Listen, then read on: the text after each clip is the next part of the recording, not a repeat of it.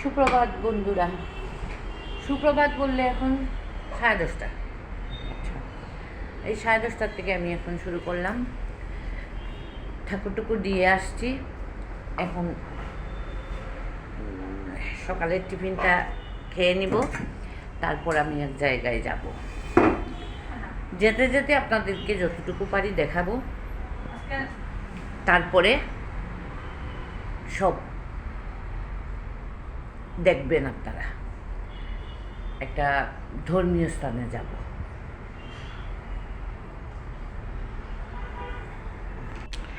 এই আমরা এখন রওনা দিলাম তীর্থস্থান উদ্দেশ্যে। এটা একটা তীর্থস্থানই, ওটা আমাদের এখানকার নাম করা একটা জায়গা, বিষ্ণুপদ ধাম। সেখানে গিয়ে আমি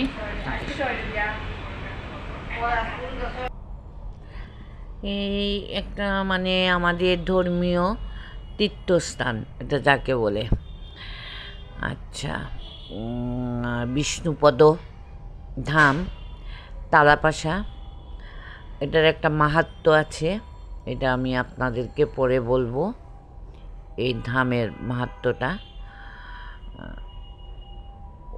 এটা অনেক আগ থেকেই চলছে।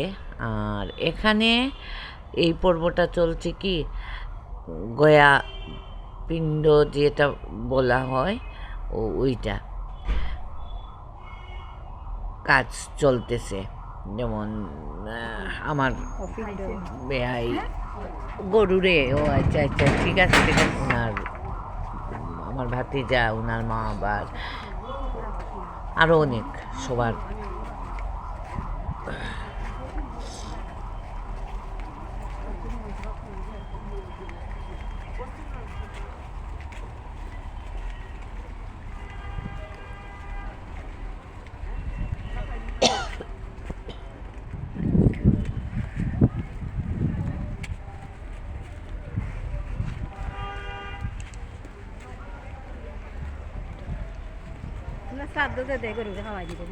হ্যাঁ, দেখছি না নাকি এটা তো নিয়া বিসর্জন দিন তে আছে কিছু বৈতরণী পার করতে যে দান করইন। না না, আমাকে গরুটা দেখছি না, তারা খাওয়াই যে আমরা তো দেখছি সাধু দুধটা করি না, গরু কোনো খাই না কিছু নাকি দেখছি না। ওটা নতুন আমার কাছে লাগলো। একটা পিন্ডি মনে হয় আরও দিছে, একটা হ্যাঁ দুইটা হতে একটা মনে হয় দিবা।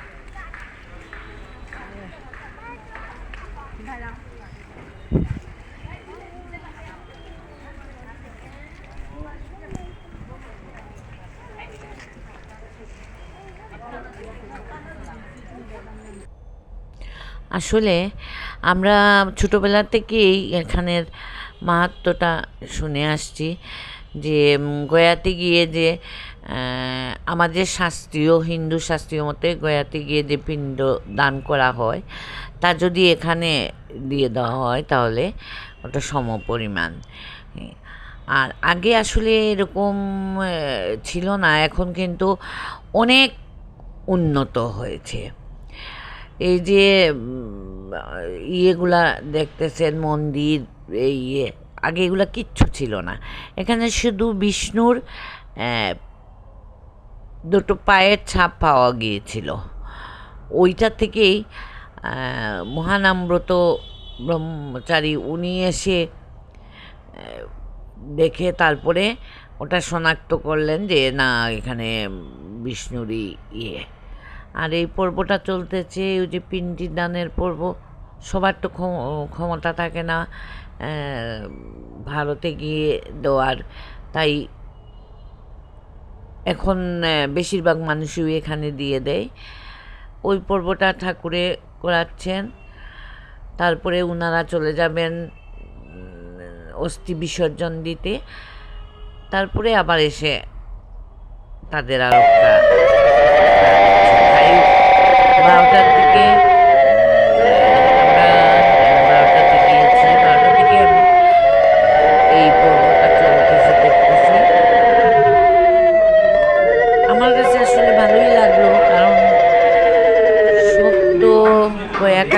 মথুরা বৃন্দাবন যেতে পারবে না। বাংলাদেশের ভিতরে একটা স্থানে এরকম করা যায় আমাদের শাস্ত্রীয় বিধিবিধান মেনে, নিয়ম নীতি মেনে যেগুলা কাজ করা যায়। এটা যখন আমাদের দেশের ভিতরেই আছে, তখন আমাদের দেশেরই অনেক জায়গায় আমরা যারা আছি তাদের ছেলেমেয়েরা পরবর্তীতে এই কাজগুলো এখানেই করতে পারবে। ওই জন্য আমি একটু ভিডিওটা করলাম। দেখা যায় ওইটা তারা করে দিচ্ছেন, অনেকে বুঝবেন না। আমরা শাস্ত্রীয় মতে এটা পিণ্ড বলে ওইটা করে দিয়ে দিলেন। এর আগে ওনারা স্নান করে ইয়েতে অস্থিটা বিসর্জন দিয়ে তারপরে এখানে আসছেন। এখন যার যে মানে মা বাবা যে যার যেরকম সবার দৃশ্যে ঠাকুর মাসে বলতেছেন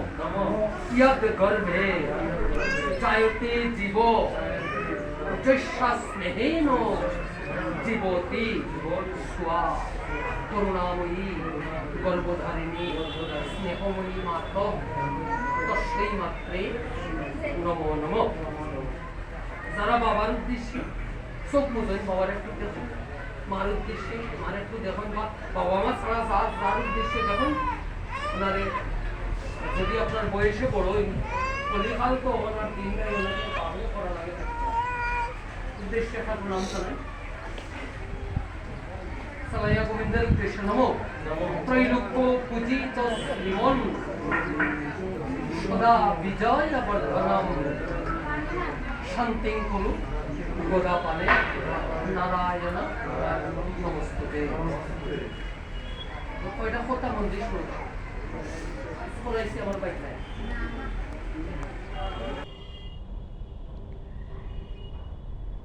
অনেক সুন্দর জায়গা, তীর্থস্থান ঠিক আছে, কিন্তু অনেক সুন্দর। এই দেখেন সেই বিষ্ণুপদ ধাম।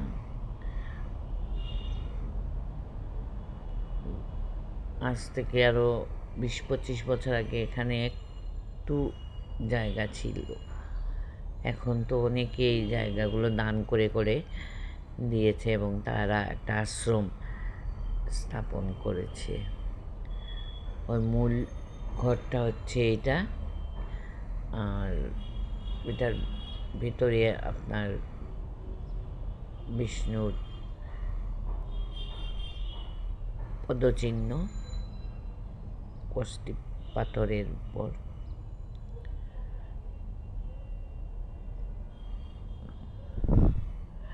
এটা মানে আমরা ছোট্টবেলা শুনেছিলাম, তখন এইগুলা কিছুই আছিল না। ওই যে বললাম মহানামব্রত ব্রহ্মচারী উনি এসে এটা শনাক্ত করলেন। আর এই দেখেন এটা হচ্ছে পিণ্ডিদান কুণ্ড মন্দির।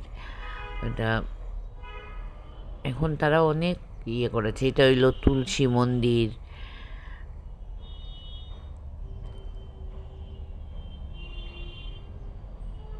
আর ওটা আচ্ছা, উনি হচ্ছেন মহানামব্রত ব্রহ্মচারী।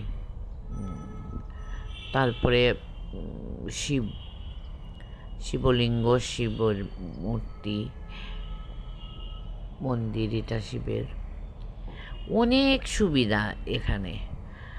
আমরা তো দেখলাম অনেক কিছু। এখানে বৃদ্ধাশ্রমও আছে, মানে এখন ওরা করতেছে।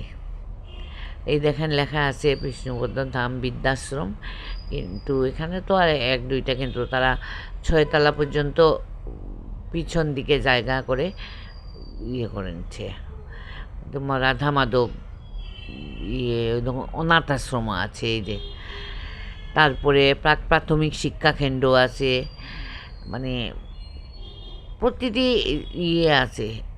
কেরাতে শেখানো হয়, যা আছে। প্রত্যেকটা মন্দির আছে, যে সরস্বতী মন্দির,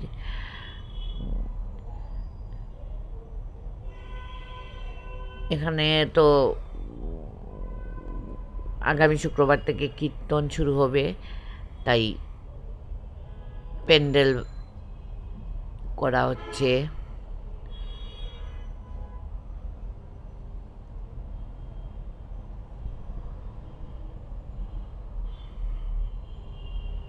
আচ্ছা, দুর্গা মন্দির, কিন্তু দুর্গা মন্দির ঠিক এখনও মনে হয় এখানেই পূজা হয়, কিন্তু আগামীতে তাদের মন্দিরটা তৈরি করে নিচ্ছে দেখলাম। এটা হলো অফিস রুম, এটা তাদের অফিস রুম। আপনি যা দান এই হচ্ছে তাদের দুর্গা মন্দির হচ্ছে। আর আমি মন্দিরের বাইরে আসছি, দেখেন কত বড় এরিয়া নিয়ে মন্দিরটা। আমি একদম গেটের অনেক পিছন থেকে আমি করলাম, ভিডিওটা করলাম। এখন তো চলে আসছি বাসায়, এই আসলাম, এইমাত্র আইলাম তীর্থস্থান থেকে।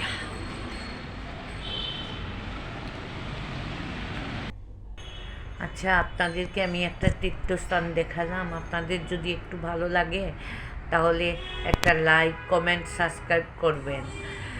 আর সাবস্ক্রাইব করতে তো কোনো কষ্ট নাই, একটু করে দেবেন। আর আপনারা যদি আসলেও ভালো লাগে এখানে এসে একবার দেখে যাবেন এই তীর্থস্থানটা। যাদের মানে আসার মতো উপযোগী, যারা,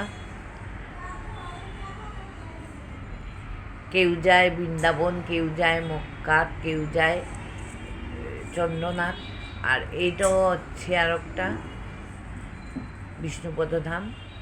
আসবেন, এসে একটু দেখে যাবেন।